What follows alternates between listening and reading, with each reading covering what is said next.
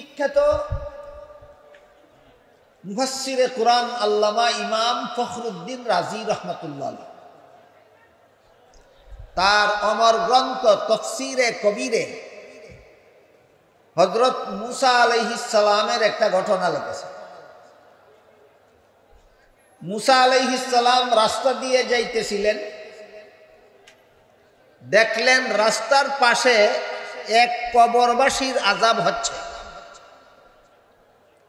আহলে সুন্নাত ওয়াল জামাতের মুসলমানদের বৈশিষ্ট্যপূর্ণ আকীদাগুলির মধ্যে এইটা একটা আকীদা যে কবরের আযাব সত্য, কবরের আযাব সত্য। বেদিন কাফিরের কবরে কিয়ামত পর্যন্তই আযাব হয়, আর গুনাহগার মুসলমানের কবরে গুনাহ অনুপাতে আযাব।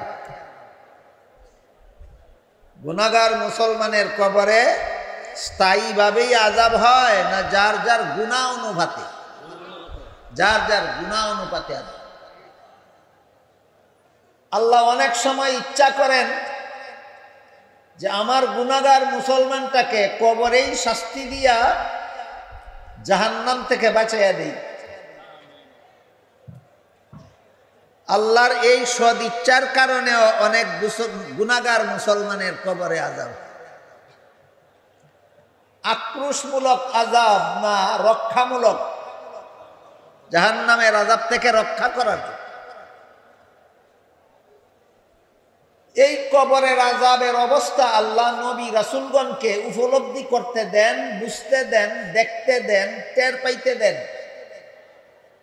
জগতের মানুষকে সতর্ক করার জন্য। কিন্তু সাধারণ মানুষকে আল্লাহ কবরের আযাব টের পাইতে দেন না। কেন টের পাইতে দেন না? হাদিস শরীফে রাসূল করিম সাল্লাল্লাহু আলাইহি ওয়াসাল্লাম বলেন, কবরের আযাবের যে অবস্থা আমি দেখতে পাই, তোমরা যদি সেই অবস্থা দেখতে পাইতে তাহলে কবরের আযাবের ভয়ে তোমরা জীবনে কোনোদিন মুর্দা কবরে দাফন করার সাহস করতে না। অত্যন্ত ভয়ঙ্কর আযাব হয় কবরে, যা দেখলে সাধারণ মানুষ বরদাস্ত করতে পারবে না। এই জন্য সাধারণ মানুষকে কবরের আযাব দেখতে দেওয়া হয় না, বুঝতে দেওয়া হয় না, টের পাইতে দেওয়া হয় না। শুধু নবীগণকে উপলব্ধি করতে দেওয়া হয়, জগৎবাসীকে সতর্ক করার জন্য। মুসা আলাইহিস সালাম যেহেতু নবী ছিলেন, এজন্য তিনি রাস্তার পাশে এক কবরে কবরবাসীর আযাব হইতেছে দেখছে। দেখেন এই কবরবাসী কবরের আযাবে মহাবিপদে আছে। তারপর নবী নিজের কাজে চলে গেলেন। আবার কাজ শেষ করে সেই পথে ফিরার সময় দেখলেন তার কবরের আযাব বন্ধ হয়ে গেছে, এখন সে সুখে শান্তিতে আছে। যাওয়ার পথে যেই মুর্দার কবরে আযাব হইতেছে দেখছিলেন, ফিরার পথে সেই মুর্দার কবরের আযাব বন্ধ হয়ে গেছে। মুসা আলাইহিস সালাম কবরবাসীকে জিজ্ঞাসা করলেন, আমি যাওয়ার সময় দেখলাম তোমার কবরে আযাব হইতেছে, তুমি মহাবিপদে আছো। ফিরার পথে দেখতেছি তোমার কবরের আযাব বন্ধ হয়ে গেছে, তুমি সুখে শান্তিতে আছো। তোমার কবরের আযাবটা বন্ধ হইল কিভাবে? কবরবাসী মুসা আলাইহিস সালামকে জবাবে বলল, আমার মরণকালে আমি দুনিয়ার থেকে বিদায় হয়ে আসার সময় আমার স্ত্রীকে গর্ভবতী রেখে এসেছিলাম। আমার মরণের কিছুদিন পরে আমার গর্ভবতী স্ত্রীর গর্ভ থেকে একটা বাচ্চা জন্ম হয়েছিল। সেই বাচ্চাটাকে, আমার এতিম বাচ্চাটাকে দুনিয়াতে আজকে তার মা একজন উস্তাদের কাছে লেখাপড়া করাবার জন্য ভর্তি করাইয়া দিছিল। আর আমার এতিম বাচ্চার উস্তাদ আমার বাচ্চাকে তার জীবনের প্রথম সবক পড়াইছিলেন বিসমিল্লাহির রহমানির রহিম। এইটাই ইসলামী শিক্ষার প্রথম সবক, এটাই ইসলামী শিক্ষার প্রথম সবক। সমস্ত মাদ্রাসায়, সমস্ত ইসলামী শিক্ষা প্রতিষ্ঠানে যত ছাত্রছাত্রী ভর্তি হয় লেখাপড়া করার জন্য প্রথমে এই সবকটাই পড়ানো হয়, বিসমিল্লাহির রহমানির রহিম। কবরবাসী মুসা নবীকে বলল, ওইদিকে উস্তাদের কাছে আমার এতিম বাচ্চা বিসমিল্লাহির রহমানির রহিম পড়েছিল, এইদিকে আল্লাহ কবরে যেই ফিরিস্তা আমাকে শাস্তি দিত ওই ফিরিস্তাকে শাস্তি বন্ধ করতে হুকুম দিলেন। ফিরিস্তা আল্লাহর কাছে জানতে চাইল কেন তার শাস্তি বন্ধ করব। আল্লাহ বললেন, এই লোকের এতিম বাচ্চা দুনিয়াতে আমাকে রহমান বলেছে, রহিম বলেছে। রহমান রহিম অর্থ নিষ্ঠুর না দয়াল। যেই ছেলের এতিম বাচ্চা আমি আল্লাহকে রহমান বলেছে, রহিম বলেছে, দয়াল বলেছে, সেই লোকের আযাব বন্ধ না করলে আমি আল্লাহ রহমান রইলাম কোথায়? আমি আল্লাহ রহিম রইলাম কোথায়? আমি আল্লাহ দয়াল রইলাম কোথায়? বুঝে থাকলে বলুন তো, দুনিয়াতে আল্লাহর নামের পড়া এতিম বাচ্চায় পড়ার কারণে কবরে তার বাবার কবরের আযাব মাফ হয়েছিল কিনা? এটা হলো মাদ্রাসা শিক্ষার, কবর জগতে মাদ্রাসা শিক্ষার উপকারী। ইমাম রাজি তফসিরে কবিরে মুসা নবীর এই ঘটনা লিখেছেন। এইভাবে মাদ্রাসা শিক্ষার উপকারিতা মরণকালেও আছে, মাদ্রাসা শিক্ষার উপকারিতা কবর জগতেও আছে, মাদ্রাসা শিক্ষার উপকারিতা হাসরের মাঠেও আছে, পরকালেও আছে। এগুলি আপনারা মাঝে মধ্যেই উলামায়ে কেরাম বুজুর্গানে দ্বীনের মুখ থেকে শুনে থাকেন। কিন্তু মাদ্রাসা শিক্ষার দ্বারা দুনিয়ার জীবনে কি কি উপকার আছে আর কত বড় বড় উপকার আছে, আমার মনে হয় সেইগুলি সাধারণত আলোচনা হয়। মাদ্রাসা শিক্ষার দ্বারা পরকালীন উপকারিতার আলোচনা হয়, মাদ্রাসা শিক্ষার ইহকালীন উপকারিতার আলোচনা হয় না বললে চলে, খুব কম হয়। এজন্য আমি আজকে আপনাদেরকে মাদ্রাসা শিক্ষার দ্বারা দুনিয়াতে আমাদের দুনিয়ার জীবনে আমাদের যত বড় বড় উপকার হয় এর মধ্য থেকে এক দুইটা উপকারিতার কথা বলতে চাই। বুঝে থাকলে বলুন তো, আজকে আমি আপনাদেরকে মাদ্রাসা শিক্ষার পরকালীন উপকারিতা শোনাবো না দুনিয়ার জীবনের? দুনিয়ার জীবন। মাদ্রাসা শিক্ষার দ্বারা দুনিয়ার জীবনে যত বড় বড় উপকার দুনিয়াবাসীর হয়,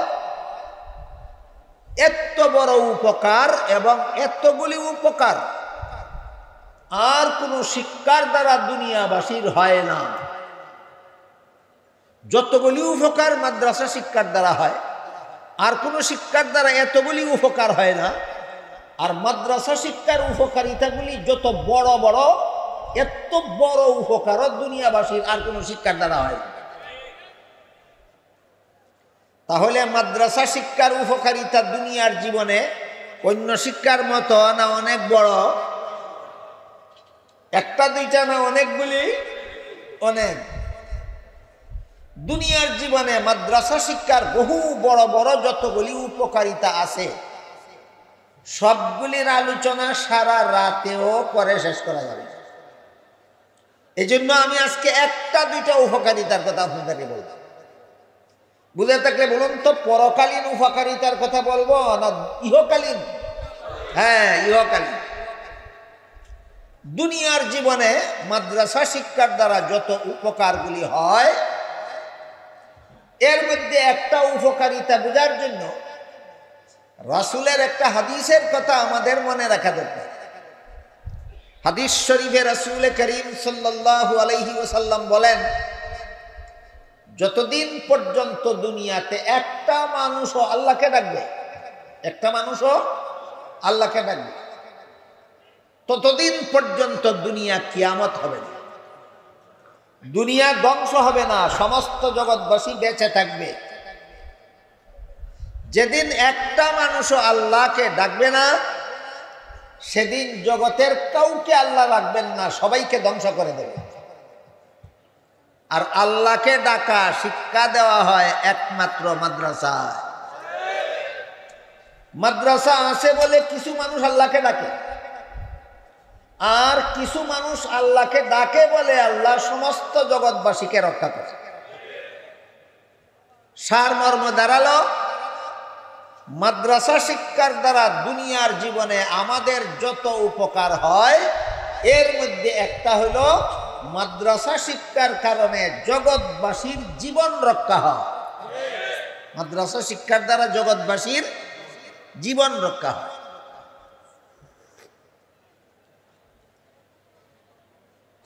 এক নম্বর উপকারিতাটা মনে রাখবেন, মাদ্রাসা শিক্ষার কারণে জগৎবাসীর জীবন রক্ষা, জগৎবাসীর জীবন রক্ষা।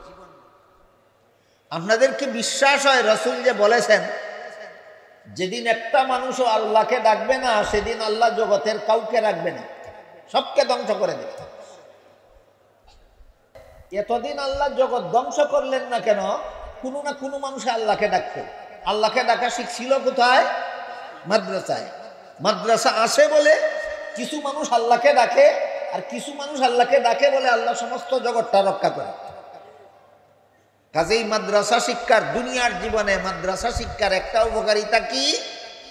জগৎবাসীর জীবন রক্ষা। একটা উপকারিতা কি? জগৎবাসীর জীবন রক্ষা। দুনিয়ার জীবনে মাদ্রাসা শিক্ষার দ্বারা আরেকটা উপকারিতা হলো মানুষের সততা রক্ষা। মাদ্রাসা শিক্ষার ছোঁয়া যাদের অন্তরে লাগে, মাদ্রাসা শিক্ষার পরশ যারা পায়, এরাই দুনিয়ার জীবনে সৎ মানুষ হতে পারে। মাদ্রাসা শিক্ষার ছোঁয়া বা পরশ যাদের অন্তরে লাগে না, এরা সততা রক্ষা করে জীবন যাপন করতে পারে না, অসৎ হতে বাধ্য। মানুষকে সৎ মানুষ রূপে গড়ে তোলার জন্য মাদ্রাসা শিক্ষার বিকল্প নয়। তা কিভাবে? তা হইল এইভাবে, মাদ্রাসা শিক্ষার যত বৈশিষ্ট্য আছে এর মধ্যে একটা বৈশিষ্ট্য হলো একমাত্র মাদ্রাসা শিক্ষা মানুষের অন্তরে এই একটা অনুভূতি জাগ্রত করে দেয়। কি অনুভূতি? আমি যদি দুর্নীতি করি, আমি যদি জালিয়াতি করি, আমি যদি দুষ্কৃতি করি, আমি যদি চুরি করি, ডাকাতি করি, খুন খারাপি করি, সন্ত্রাস করি, জিনা ব্যভিচার করি, আর জগতের কোনো মানুষ যদি আমাকে ধরতে নাও পারে, তবুও শেষ বিচারের দিন আল্লাহর কাছে আমার জবাব দিতে হবে। আমার কথা বুঝে থাকলে আপনারা বলুন তো, এই অনুভূতি মানুষের অন্তরে কোন শিক্ষার দ্বারা জাগ্রত হয়? একমাত্র মাদ্রাসা শিক্ষা। সরাসরি মাদ্রাসা শিক্ষায় শিক্ষিত হোক, অথবা আপনাদের মতো মাদ্রাসা শিক্ষার পরশে পরশিত হোক। যারা মাদ্রাসায় লেখাপড়া করে এরা সরাসরি মাদ্রাসার থেকে শিক্ষা গ্রহণ করে। আপনারা যারা মাদ্রাসায় লেখাপড়া করেন না, মাদ্রাসার সবাই আসেন, ওয়াজ শুনেন, আপনারা সরাসরি মাদ্রাসা শিক্ষা গ্রহণ না করলেও মাদ্রাসা শিক্ষার আলোতে আপনাদের অন্তর আলোকিত হয়। বিষয়টা বোঝার জন্য একটা উদাহরণ দিই। দেখো, আপনাদের মাথার উপর বিদ্যুতের বাতি জ্বলে, এই বাতির যে বাল্বের ভিতরে দুই রকমের বিদ্যুৎ, নেগেটিভ পজিটিভ, প্রক্রিয়াগতভাবে সমন্বয় করা হয়েছে, যার কারণে বাতিটা জ্বলে উঠেছে। বাতিটা এই বাল্বের ভিতরে যে নেগেটিভ পজিটিভ একত্র হয়, যে মিটমিট মিটমিট করে একটু আগুন জ্বলে, এই আগুনের আলোতে বাতিটা আলোকিত। আর বাতির আলোতে আপনারা যারা বসেছেন সবাই আলোকিত। আপনাদের গায়ে আগুন জ্বলে না বাতির আলোতে আলোকিত? কিন্তু বাল্বের ভিতরে আগুন জ্বলে, সেই আগুনের দ্বারা বাল্ব আলোকিত। যেমন ভাবে বাল্বের ভিতরে আগুন জ্বলে, আগুনের দ্বারা বাল্ব আলোকিত, আপনাদের গায়ে আগুন জ্বলে না, বাল্বের আলোতে আলোকিত। ঠিক তেমনি ভাবে যে সমস্ত ছাত্ররা মাদ্রাসায় লেখাপড়া করে সরাসরি কোরআন হাদিসের আগুন তাদের অন্তরে জ্বলে। আর মাদ্রাসা শিক্ষায় শিক্ষিতদের কথা শোনার জন্য যারা এখানে আসে বসে, উলামায়ে কেরামের কথাবার্তা শুনে এরা এই বাতির আলোতে আলোকিত। যে কোনোভাবে আপনার অন্তর কোরআন শিক্ষার আলোতে আলোকিত হোক। কোরআন শিক্ষার আলোতে যাদের অন্তর আলোকিত, একমাত্র তারাই এই মনোভাব পোষণ করে, এই ভয় অন্তরে রাখে, আমার চুরি যদি দুনিয়ার কোনো মানুষ ধরতে নাও পারে, আমার ডাকাতি যদি দুনিয়ার কোনো মানুষ ধরতে নাও পারে, আমার জালিয়াতি দুর্নীতি যদি দুনিয়ার কোনো মানুষ ধরতে নাও পারে, শেষ বিচারের দিন আল্লাহর কাছে আমার জবাব দিতে হবে। আমার কথা বুঝে থাকলে বলুন তো, এই অনুভূতি মানুষের অন্তরে জাগ্রত হয় কোন শিক্ষার দ্বারা? না, একমাত্র মাদ্রাসা শিক্ষার দ্বারা। আল্লাহর কাছে কি জবাব দেব? এই অনুভূতি জাগ্রত হয় একমাত্র মাদ্রাসা শিক্ষার দ্বারা। ছাত্ররা সরাসরি মাদ্রাসা শিক্ষায় শিক্ষিত হওয়ার কারণে এই অনুভূতি জাগ্রত হয়, আর আপনারা মাদ্রাসা শিক্ষিতদের পরশে আসার কারণে আপনাদের অন্তরেও এই অনুভূতি জাগ্রত হয়। আমি যদি সুদ খাই, আমি যদি ঘুষ খাই, আমি যদি মদ খাই, আমি যদি গাঞ্জা খাই, শেষ বিচারের দিন আল্লাহর কাছে কি যাবে? এই অনুভূতি যতক্ষণ পর্যন্ত কোনো মানুষের অন্তরে জাগ্রত হবে না, ততক্ষণ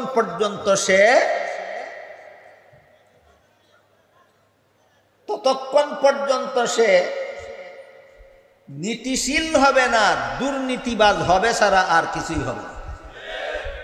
শেষ বিচারের দিন আল্লাহর কাছে কি জবাব দেব? এই অনুভূতি কারো অন্তরে জাগ্রত না থাকলে আমি মনে করি সে যত বড় শিক্ষিত হবে তত বড় দুর্নীতিবাজ হতে পারবে।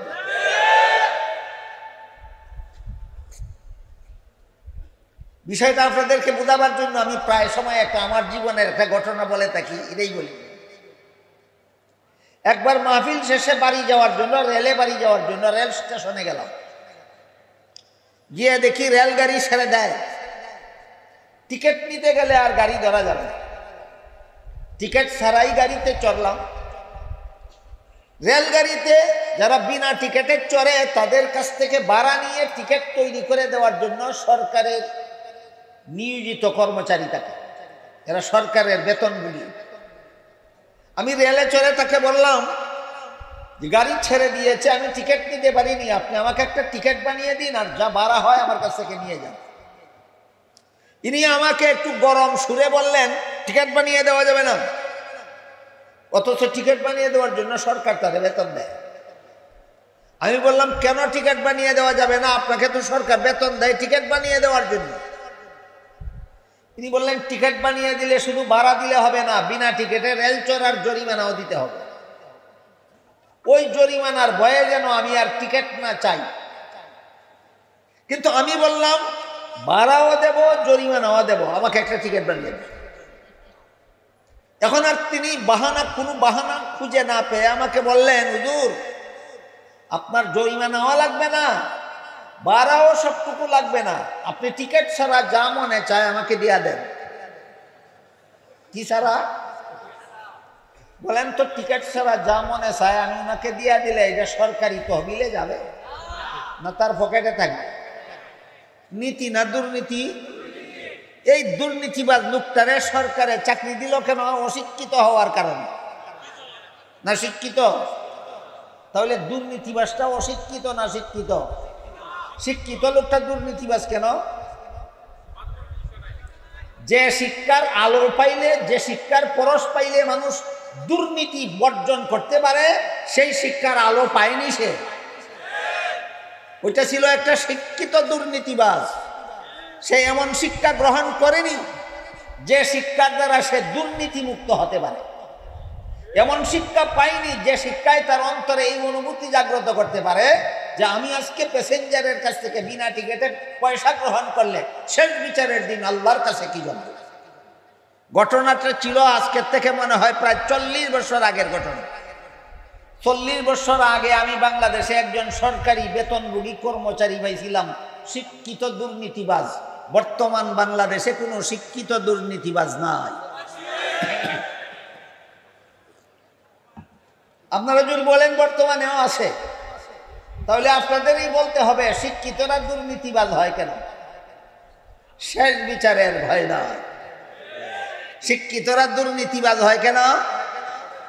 শেষ বিচারের ভয় নয়। সুতরাং দুর্নীতিমুক্ত সমাজ গড়ার জন্য মাদ্রাসা শিক্ষার বিকল্প নয়। দুর্নীতিমুক্ত সমাজ গড়ার জন্য মাদ্রাসা শিক্ষার বিকল্প নাই। একমাত্র মাদ্রাসা শিক্ষা মানুষের অন্তরে এই অনুভূতি জাগ্রত করে দেয়, তীব্রভাবে জাগ্রত করে দেয় যে আমি দুর্নীতি করলে দুনিয়াতে জবাব দিতে না হলেও শেষ বিচারের দিন আল্লাহর কাছে জবাব দিতে হবে। আমার জীবনের ঘটনা একটা শোনাইলাম, হযরত উমরের জীবনের আর একটা ঘটনা শোনাই আজকে কথা শেষ করি।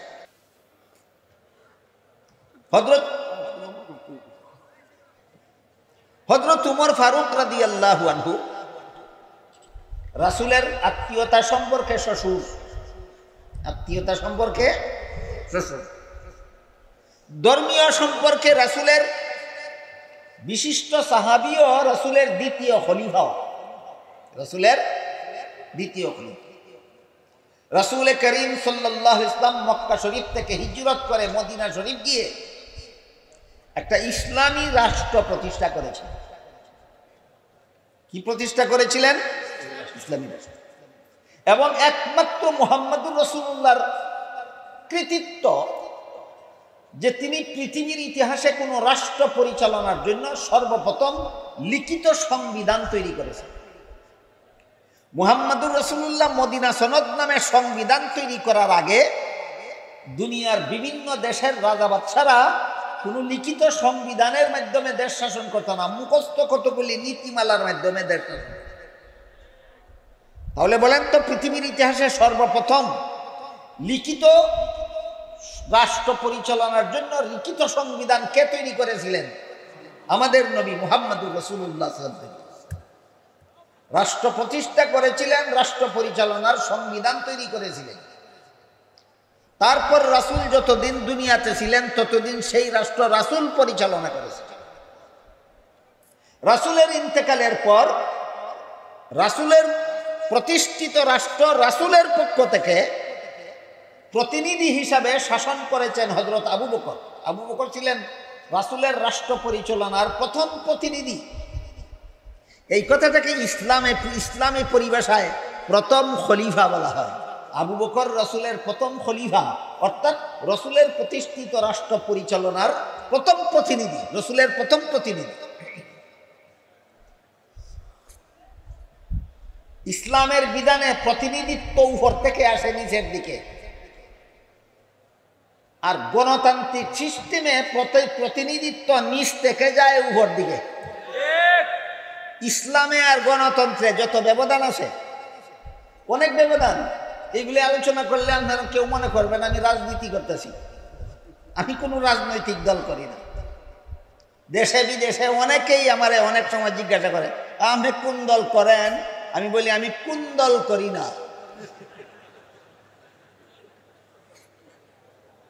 বলেন তো বর্তমান বাংলাদেশের প্রধান দুই দল শুধু দলে আছে না কোন দলে? আমি কোন দল করি?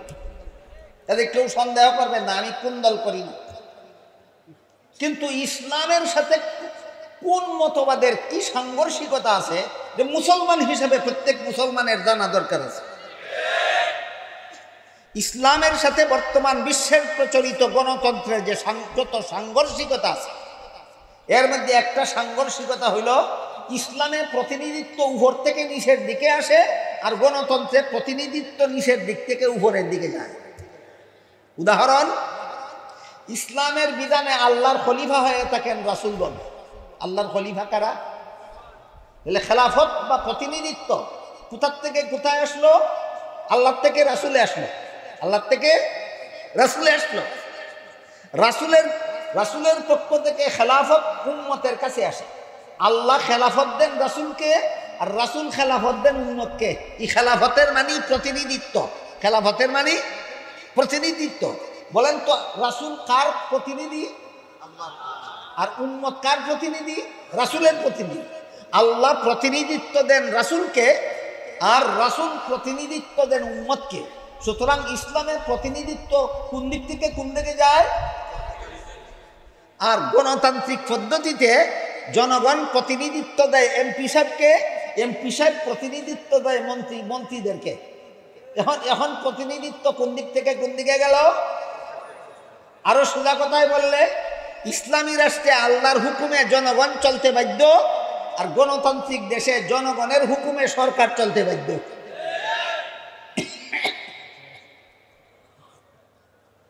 এই কথাটা যদি কেউ রাজনীতি মনে করেন তা আপাতত রাজনীতিবাদ। এখন ধর্মনীতির কথা কই। রাসূলের আল্লাহর খলিফা ছিলেন রাসূল, রাসূলের প্রথম খলিফা ছিলেন আবু বকর, রাসূলের দ্বিতীয় খলিফা ছিলেন উমর। এই খলিফা মানে প্রতিনিধি। বলুন তো রাসূল কার প্রতিনিধি ছিলেন? আবু বকর কার প্রতিনিধি ছিলেন?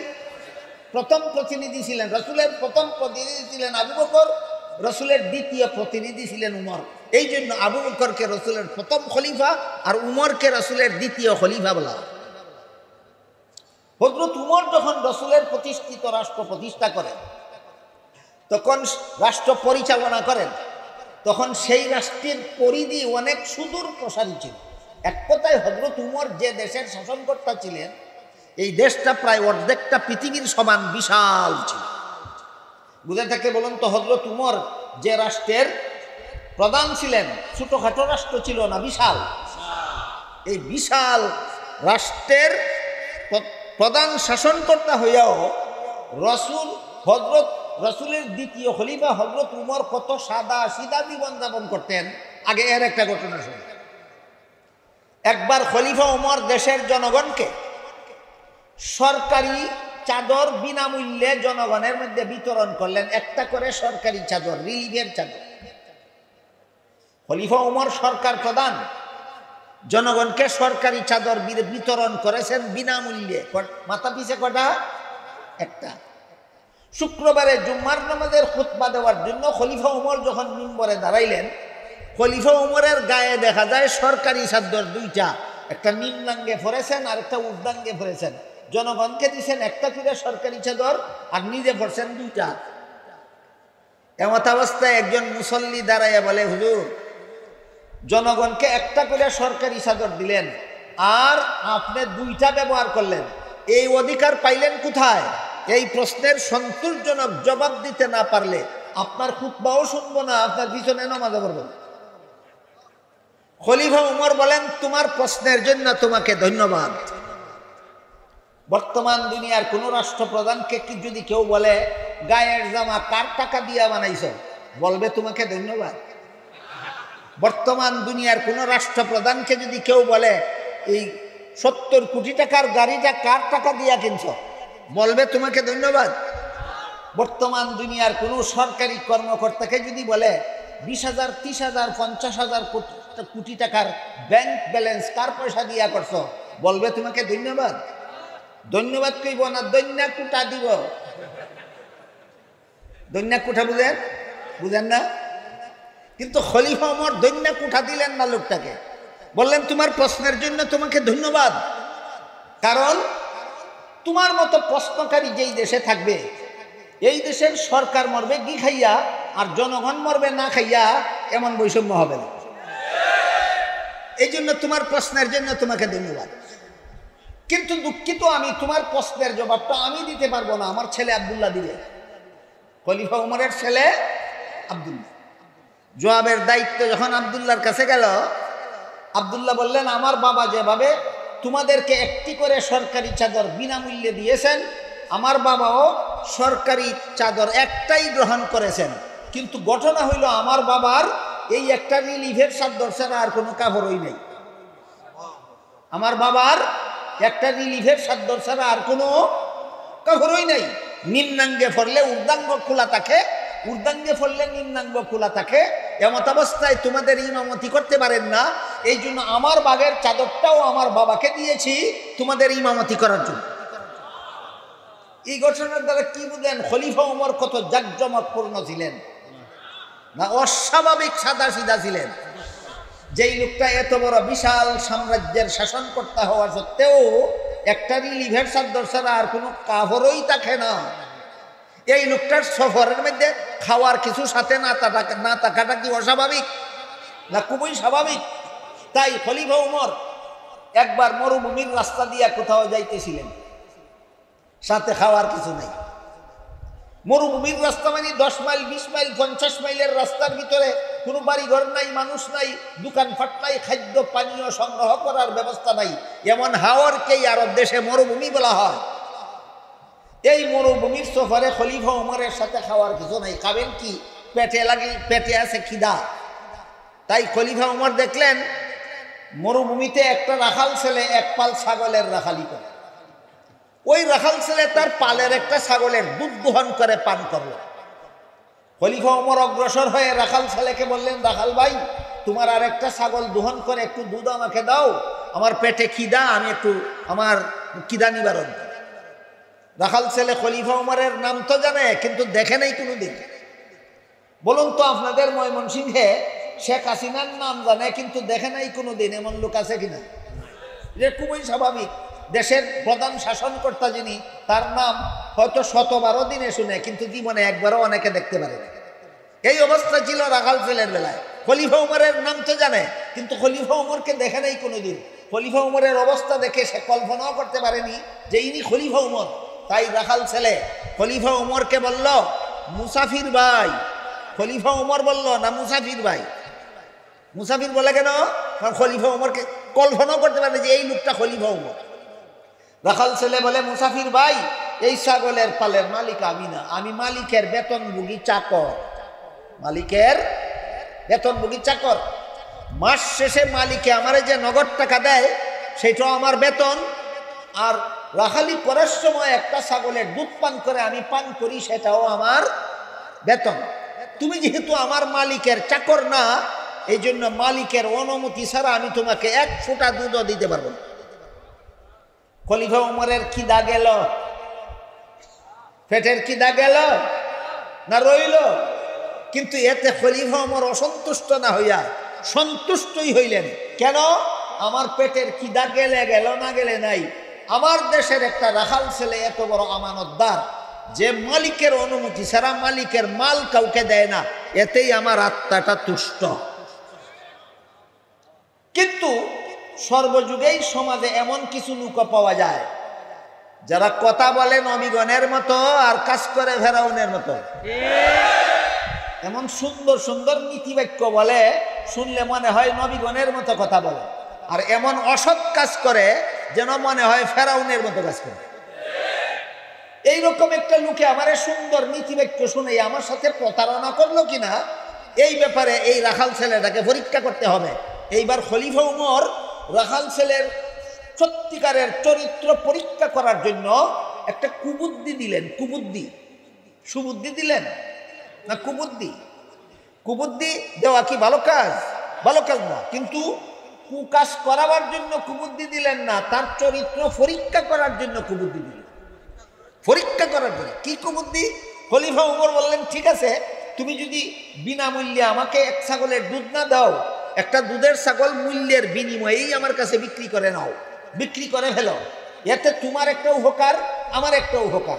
আমার উপকার হলো আমি দুধের ছাগলটা কিনে নিয়ে এক্ষুনি দুধ দোহন করে পান করব, আমার খিদা নিবারণ হবে। আর তোমার উপকার, তুমি একটা দুধের ছাগল আমার কাছে বিক্রি করিয়া এই পয়সাটা যদি তুমি আত্মসাৎ করে ফেলো, তাহলে বেতনের অতিরিক্ত একটা ছাগলের দামও তুমি পাইলা। এটা সুবুদ্ধি না কুবুদ্ধি? এইবার রাখাল ছেলে মুসাফির লোকটারে জিজ্ঞাসা করে, সে খলিফা উমর চিনে না মুসাফির লোকটা চিনে?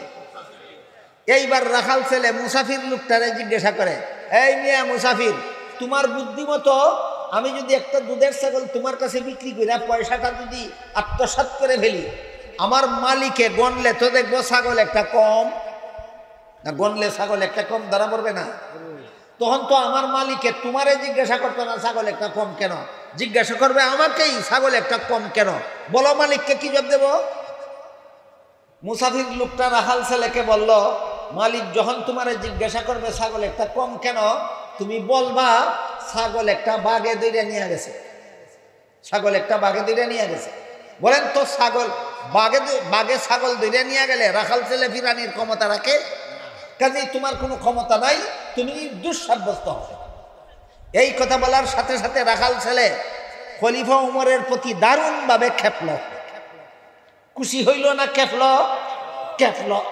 খেপে কয়, এই বেটা মুসাফির দাদা, আমার মালিকরে যদি আমি কই ছাগল একটা বাগে নিয়ে গেছে, মালিকে শতকরা 100 ভাগ বিশ্বাস করবে, কারণ আমি মালিকের বিশ্বস্ত চাকর।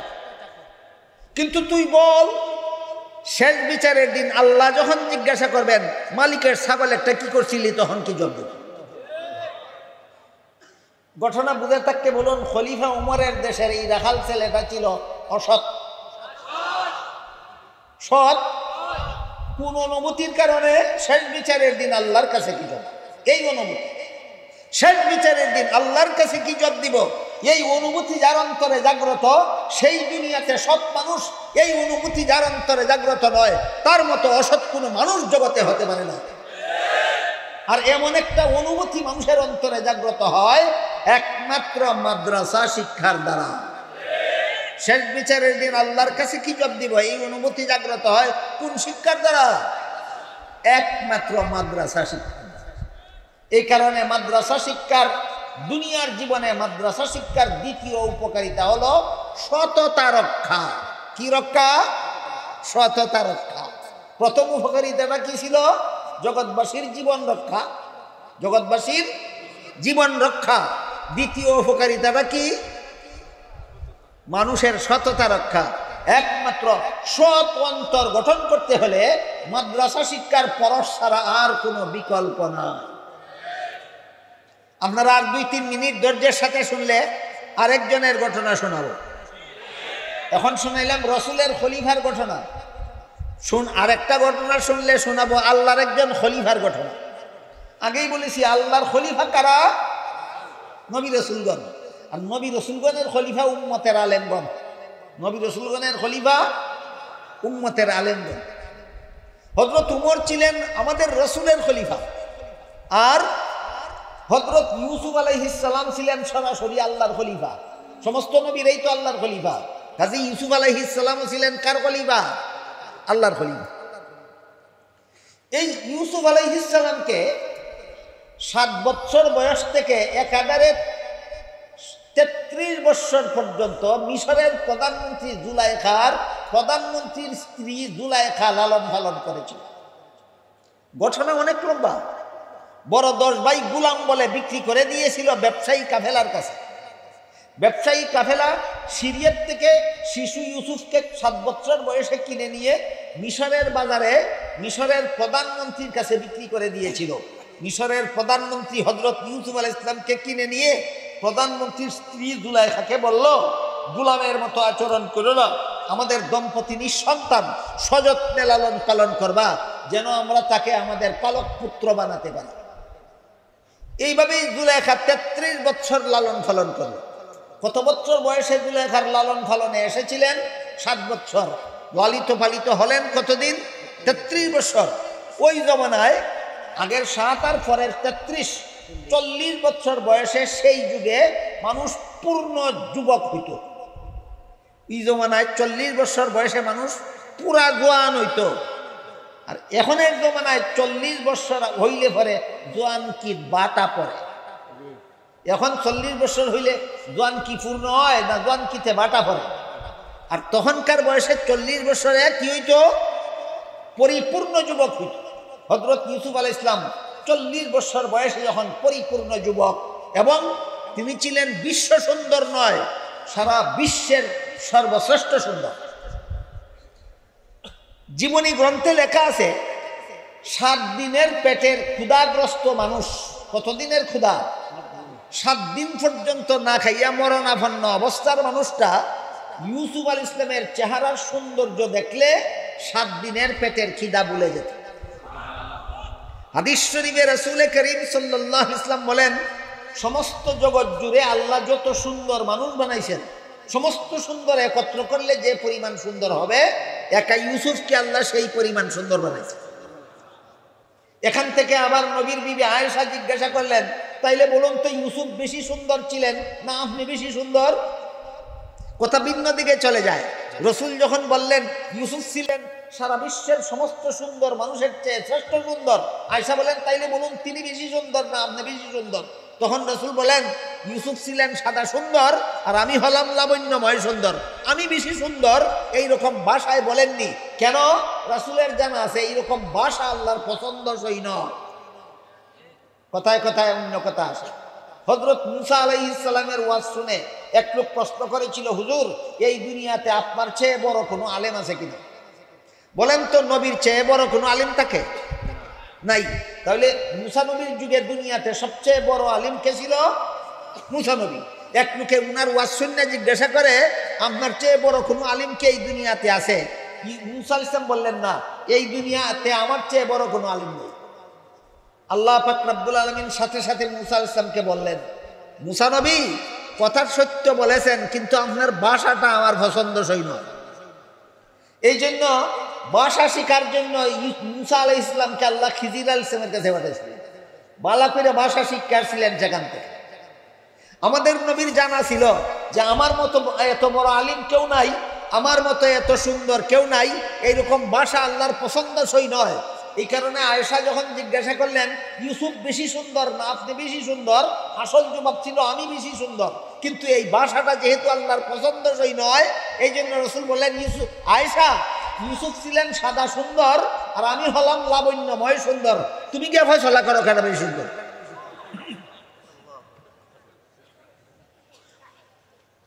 এই হইল ইউসুফ আলাইহিস সালামের রূপের বিবরণ।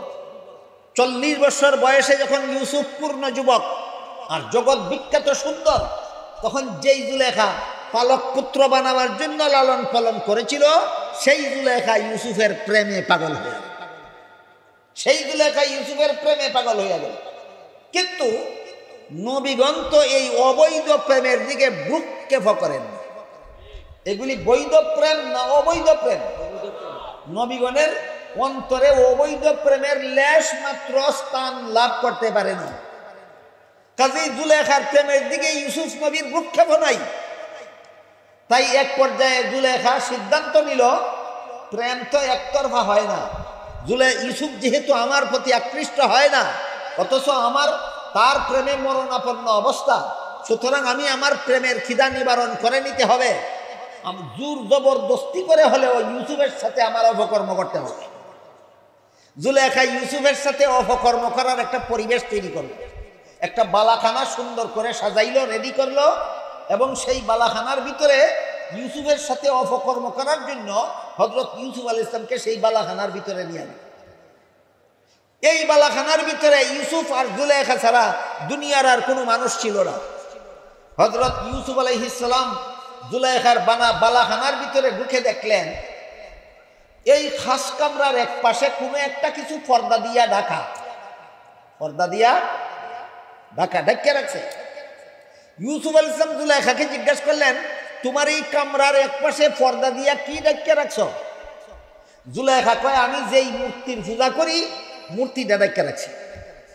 ঘটনার এই অংশ পরিষ্কার হইল যে জুলেখা প্রথম জীবনে মূর্তি পূজারী ছিল। জুলেখা কি পূজারী ছিল? মূর্তি পূজারী ছিল। শেষ জীবনে ইসলাম গ্রহণ করেছিল। ওই জীবনী গ্রন্থে উল্লেখ আছে হযরত ইউসুফ আলাইহিস সালামের সাথে জুলেখার বিয়েও হয়েছে। মূর্তি পূজারী থাকা অবস্থায় বিয়ে হয়েছে না মুসলমান হওয়ার পর, সেটা ভিন্ন কথা। প্রথম জীবনে জুলেখা মূর্তি পূজারী ছিল। এই সময়কার ঘটনা। ইউসুফ আলাইহিস সালামকে খাস কামরায় নিয়ে গেল। তিনি দেখলেন কামরার এক পাশে পর্দা দিয়া কোনো একটা কিছু ঢাকনা দেওয়া। ইউসুফ আলাইহিস সালাম জুলেখাকে জিজ্ঞাসা করলেন, এই কামরার এক পাশে পর্দা দিয়া কি ঢেকে রাখছো? জুলেখায় কয়, আমি যেই মূর্তিটার পূজা করি মূর্তিটা ঢেকে রাখছি। ইউসুফ আলাইহিস সালাম বললেন, তুমি তো এটার পূজাই করো, ঢেকে রাখলা কেন? জুলেখা কয়, ঢেকে রাখছি এই কারণে, আমি এখন তোমার সাথে জিনা করব। এই মুহূর্তে এখানে তোমার নিয়ে আসছি তোমার সাথে ব্যভিচার করার জন্য। যেই মূর্তির পূজা করি এই মূর্তির সামনে জিনা করতে আমার লজ্জা হয়, এই জন্য মূর্তিটা ঢেকে রাখছি, তোমার সাথে জিনা করতাম। ইউসুফ আলাইহিস সালাম জিজ্ঞাসা করলেন, মূর্তি না ডাকলে মূর্তি দেখে? তুমি যে মূর্তি ঢেকে রাখছো আমার সাথে জিনা করবা, না ঢেকে জিনা করতে লজ্জা হয়? না ঢেকে জিনা করলে মূর্তি দেখে নাকি তোমার? জুলেখা বলে, না, এই মূর্তিটারে ডাকলেও দেখে না, না ডাকলেও দেখে না। আপনারা কি বলেন? মূর্তিরে ডাকলেও দেখে না, না ডাকলেও দেখে না। ইউসুফ আলাইহিস সালাম জিজ্ঞাসা করলেন যে এই মূর্তি ডাকলেও দেখে না, না ডাকলেও দেখে না, এটা ডাকলা কেন? এটা তো না ডাকলেও দেখতো না, তো এটা ডাকলা কেন? জুলেখায় কয় যদিও আমার পূজার মূর্তিটা না ডাকলেও দেখে না, কিন্তু যেই কারিগরে মূর্তিটা বানাইছে চক্ষুগুলি তাকানো অবস্থায় বানাইছে, চোখের মধ্যে দেখার ভঙ্গি আছে, মূর্তির চোখগুলির মধ্যে দেখার ভঙ্গি আছে। চক্ষু বন্ধ করা অবস্থায় কারিগরে মূর্তি বানাইছে না, চক্ষু খোলা অবস্থায় মূর্তি বানাইছে। সুতরাং আমার দেবতার চোখের মধ্যে দেখার ভঙ্গি আছে, ভঙ্গিটার কারণেই আমার লজ্জা করে। তখন ইউসুফ আলাইহিস সালাম বললেন তোর পূজার মূর্তি আসলে দেখে না, শুধু চোখের মধ্যে দেখার ভঙ্গি আছে, এই কারণেই তার সামনে আমার সাথে জিনা করতে তোর লজ্জা হয়। আমার আল্লাহ তো আসলেই দেখে, কাজে সেই আল্লাহর সামনে তোর সাথে আমি কোল্লা যে জিনা করব, যদি করি তাহলে যে আল্লাহ দেখতেছে সেই আল্লাহকে শেষ বিচারের দিন কি জন্য? বলুন তো, জুলেখার এত বড় সুযোগ, জুলেখার সাথে অপকর্ম করার এত বড় সুযোগ পাওয়ার পরও ইউসুফ আলাইহিস সালামকে এই অপকর্ম থেকে বাঁচালো কোন অনুমতি? শেষ বিচারের দিন আল্লাহর কাছে কি জন্য? এই অনুমতি। তাহলে শেষ বিচারের দিন আল্লাহর কাছে কি জবাব দিব? এই অনুভূতি যার অন্তরে জাগ্রত থাকে সে অসৎ হতে পারে না। কি হতে পারে না? অসৎ হতে পারে না। আর শেষ বিচারের দিন আল্লাহর কাছে কি জবাব দেব, এই অনুভূতি মানুষের অন্তরে জাগ্রত হয় একমাত্র মাদ্রাসা শিক্ষার দ্বারা। কাজেই মাদ্রাসা শিক্ষার দ্বারা দুনিয়ার জীবনে 1 নম্বর উপকার হলো জগৎবাসীর জীবন রক্ষা, আর 2 নম্বর উপকার হলো মানুষের সততা রক্ষা। 2 নম্বর উপকার কি? মানুষের সততা রক্ষা। আরো অনেক উপকার আছে। 3 নম্বর উপকার হইল মনুষ্যত্ব রক্ষা। 3 নম্বর উপকারিতা কি? মনুষ্যত্ব রক্ষা। সেই কথাটা আমি বিস্তারিতভাবে বলার মতো সময় আমার হাতে নাই। আল্লাহ পাক রব্বুল আলামিন আপনাদের আমাদেরকে মাদ্রাসা শিক্ষার সকল প্রকার উপকারিতা উপলব্ধি করে মাদ্রাসা শিক্ষাকে যথাযথভাবে মূল্যায়ন করার তৌফিক দান করুন। সবাই বলুন আমিন। সুবহান রাব্বিকা রাব্বিল ইজ্জাতি